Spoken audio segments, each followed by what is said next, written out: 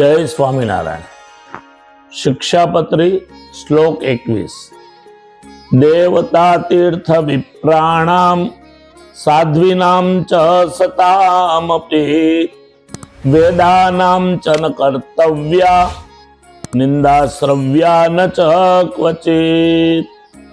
સ્વામિનારાયણ ભગવાને આ શ્લોક દ્વારા સનાતનનું મહત્વ ખૂબ વિશાળતાથી બતાવ્યું છે। પોતાના ભક્તોને આજ્ઞા કરતા એમ કીધું કે મારા ભક્તોએ ક્યારેય પણ દેવતા, તીર્થ, વિપ્ર એટલે બ્રાહ્મણ, સાધુ, સાધ્વી અને વેદ આની નિંદા ક્યારેય ન કરી। ઘણીવાર સ્વામિનારાયણ સંપ્રદાયની અંદર સર્વોપરીના અતિરેકપણામાં સંતો, કોઈ ભક્તો કોઈ પણ દેવતાઓની નિંદા કરતા હોય સ્વામિનારાયણ ભગવાનની સ્પષ્ટ ના છે। અને અંતે છેલ્લા શ્લોકમાં ભગવાન સ્વામિનારાયણ લખ્યું છે પાછું કે મારી શિક્ષાપત્રી પ્રમાણે જે આજ્ઞા ન પાળે એ સ્વામિનારાયણ સંપ્રદાયનો સાધુ કે સત્સંગી એ નથી।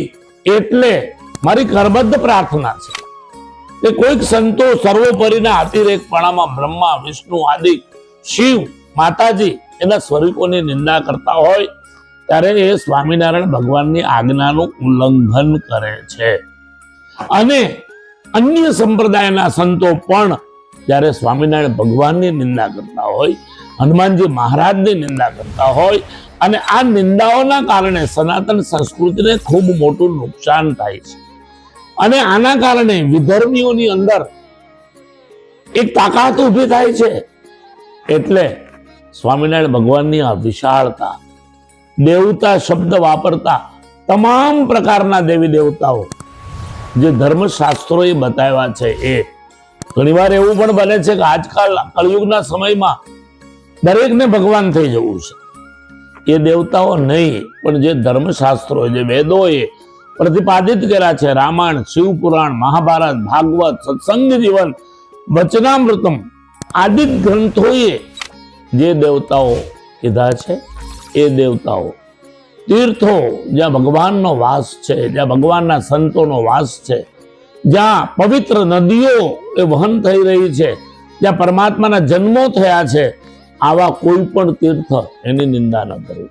વિપ્ર એટલે બ્રાહ્મણ, પવિત્ર કુળની અંદર જન્મેલો બ્રાહ્મણ, વેદાંતી બ્રાહ્મણ, કર્મકાંડ બ્રાહ્મણ, પવિત્ર બ્રાહ્મણ। આ બ્રાહ્મણ એ ભૂદેવ એટલે પૃથ્વી ઉપરનો દેવ બતાવવાનો છે। સાધ્વી કોઈ પણ સ્ત્રી જ્યારે પરમાત્માના રસ્તે ચાલતી હોય છે અને એક ત્યાગી દીક્ષા લઈને આગળ વધતી હોય છે સનાતનના માર્ગે, આવી સાધ્વીઓ, સંતો અને વેદો કહેતા તમામ પ્રકારના ધર્મશાસ્ત્રો, આની નિંદા ન કરવી અને ન સાંભળવી। અને છતાં આટલી સ્પષ્ટ આજ્ઞા છતાં જો આપણાથી કોઈ પણ દેવી દેવતા, તીર્થ, વિપ્ર, સાધુ, સાધ્વી એ ધર્મશાસ્ત્ર એની નિંદા થાય છે તો આપણે સ્વામિનારાયણ ભગવાનની જીભ ઉપર પગ મૂકીએ છીએ, આ સાબિત થાય છે।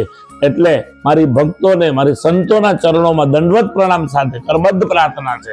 મારી સંન્યાસ ધર્મ પામનારા સંતોના ચરણોમાં પણ કરબદ્ધ પ્રાર્થના છે કે સમજ્યા સિવાય સ્વામિનારાયણ સંપ્રદાયના સંતો અન્ય દેવી દેવતાઓની, એ અન્ય સંતો સ્વામિનારાયણ સંપ્રદાયના દેવી દેવતાઓની નિંદા કરે છે, એ સૌથી મોટું આ પૃથ્વી ઉપરનું પાપ છે। તો ચાલો આજે આપણે આ ભગવાન સ્વામિનારાયણની વિશાળતાને હૃદયસ્થ કરી અને સનાતન ધર્મને, સ્વામિનારાયણ સંપ્રદાયને પણ ખૂબ આગળ વધારીએ એ ભાવના સાથે સૌને ખૂબ ભાવથી જય સ્વામિનારાયણ।